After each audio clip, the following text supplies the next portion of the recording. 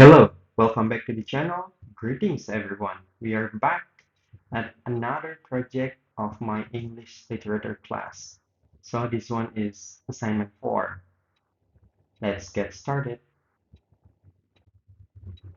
The first one, completing the dialogue. Okay, uh, the host is named Achilliden. Achilliden. Let's call her Leiden. Okay, okay, so here's the joke. A man sitting on the veranda with his wife. One night, when out of the blue he says, I love you. His wife says, was that you? Or was that the beer talking? The man says, it was me talking to the beer. Maybe you found that funny. I found it hysterical.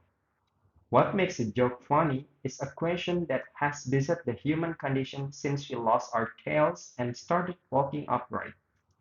But can scientists tell us today why we laugh? Scott Williams is a cognitive neuroscientist and the author of the book, Huh! The Science of When We Laugh and Why. And he joins us from member station KUAR in Little Rock, Arkansas. Thanks for being with us, Scott Williams. Scott Williams. Thank you very much for having me, Leiden. Tell me a joke and let's break it down a little bit, would you? Williams. Sure. I should warn you that as a scientist, I'm not trained very well to tell jokes, but I'll do my best. Later. All right. So a dog walks in a telegraph office and he says, I want to send a message. And the operator says, sure. What would you like to send? And the dog says, woof woof, woof woof woof, woof woof, woof woof. And the operator pauses a second and goes, you know that? That's only nine. You can send the tenth wolf for free. And the dog replies, but that would make no sense. People never laugh when I tell that joke. I'm giggling. I'm giggling here. Thank you. I wouldn't hold it against you if you didn't. Alright, I'm kinda getting my comedy writing sketch part here. But you're a neuroscientist. What makes it funny? There is one part of the brain that's worth recognizing, and it's called the anterior cingulate. It's not on the surface, it's a little below, and it's what we consider our conflict detector. hmm Anytime we are confused or overwhelmed, or just we have conflicting information, like in the form of a surprising punchline, this area gets very active. Why is conflict important in the joke? It's basically how we process things we don't understand. I mean, so much of our life is filled with conflict. And not just jokes. I mean, people laugh at funerals, people laugh at tragic events, and it's because these are times when we just don't know how else to respond. I mean, humor is much broader than just a stand-up routine. It's just how we look at these moments in life where things don't make sense. So laughter is coping, bonding, listening, anxiety, the sense of discovery, surprise, all these things. It is. And I think that's why it's so linked with health benefits as well. Now, humor hasn't always been looked upon so positively. You read that Plato and Jesus weren't funny. No, I mean, it's really a shame historically humor has not gotten good rep. Someone actually counted the number of times that laughter occurred in the Old Testament. The total number is 29, and of those, only two are positive. In other words, only two are occasions of joy. Well, there's debate now whether Jesus laughs or not just in the New Testament, but in his whole life. And of course, Plato, Hobbes, Nietzsche, these scholars all have very negative views towards humor because they saw it as something that weak minds did. It's not something that serious people do. Do you think men and women tell jokes differently? They do. It turns out that women laugh more than men, but they are much less successful in the world of comedy. Or at least there are fewer professional female comedians, which is it's a shame. And people have wondered why is this? Because it's certainly not that women have less of a sense of humor. And one evolutionary theory is that the men are raised and maybe even have an evolutionary benefit to being the funny people in relationships. We men make women laugh because it's a sign of genetic fitness. A man who can make his partner laugh is more likely to be intelligent and a good caregiver. And that's also why women consistently rate sense of humor as number one desired trait in a mate. For men, sometimes it's closer to number three, after intelligence and good looks. So women maybe aren't given the benefits and the encouragement to be as funny as they could or should be. You want to leave us with one last joke? Oh my. Okay, I have had bad success with this in the past, but I will give it a try. Two fish are swimming in a tank, and one looks to the other and he says, do you know how to drive this thing?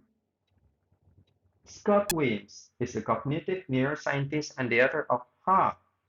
The Science of When We Laugh and Why. He joined us from Little Rock, Arkansas. Thank you for joining us. Thank you very much for having me. And you're listening and maybe laughing to Weekend Edition from NPR News. That's the end of the first dialogue. So let's move on to the next one. Part 2, completing the dialogue. There are two people in this dialogue, uh, father and his daughter. So they telling about movie review. Let's get started. Daughter, Dad, Dad, Dad. Uh, what? What? Uh-huh. The movie is over. You slept through the best part. Uh-huh. I must do those off during the last few minutes. Right. You were gone for so long. You should have brought your pillow and blanket. So, what did you think about it? Well, overall, I'm a little disappointed with the movie. I mean, the story was a little bizarre, you have to admit. I mean, really, how believable is a plot about a captain who navigates his spaceship to the far reach of the galaxy and encounter the rest of rock people? I mean, come on! Ah, I thought it was fantastic. Ah, I mean, you have to admit that the special effects were awesome and the acting wasn't bad either. Come on. I mean, what about the ship's communications officer? I mean, what did you think about him? Well, wasn't he a little weird to you? He was always talking to himself and he had that funny hairdo? Well, he was a little unusual. Yeah, yeah. But the ship's doctor was amazing. It was so cool when he brought the captain back to life during one of the battles. It was pretty realistic, but then the rest of the movie just went from bad to worse, and the photography was so fake. How did you know? You were snoring so loud. Neighbors were rough. They had to close their windows. It was that bad. Ah, well, let's go to bed. That's the end of the second part. Let's move on to the third and final part of this project. So, this is about Frankenstein, the story about Frankenstein. You know, Frankenstein, the monster who wake from the fight. He's not a human, like artificial or something. I've watched it in the movie. So, part three, completing the storytelling. It was on the dreary night of November that I beheld the accomplishment of my toils. With an anxiety that almost amounted to agony, I collected the instruments of life around me, that I might infuse a spark of being into the lifeless thing that lay at my feet. It was already 1 in the morning. The rain pattered dismally against the panes, and my candle was nearly burned out, when by the glimmer of the half-extinguished light I saw the dull yellow eye of the creature open. It breathed hard. A convulsive motion agitated its limbs. How can I describe my emotions at this catastrophe or how delineate the wretch whom with such infinite pains and care I had endeavored to form? His limbs were in proportion, and I had selected his features as beautiful. Beautiful! Great God! His yellow skin scarcely covered the work of muscles and arteries beneath. His hair, his hair was of a lustrous black and flowing, his teeth of a pearly whiteness. But these luxuriances only formed a more horrid contrast with his watery eyes, that seemed almost of the same color as the dun-white sockets in which they were set, his triple complexion and straight black lips. The different accidents of life are not so changeable as the feelings of human nature.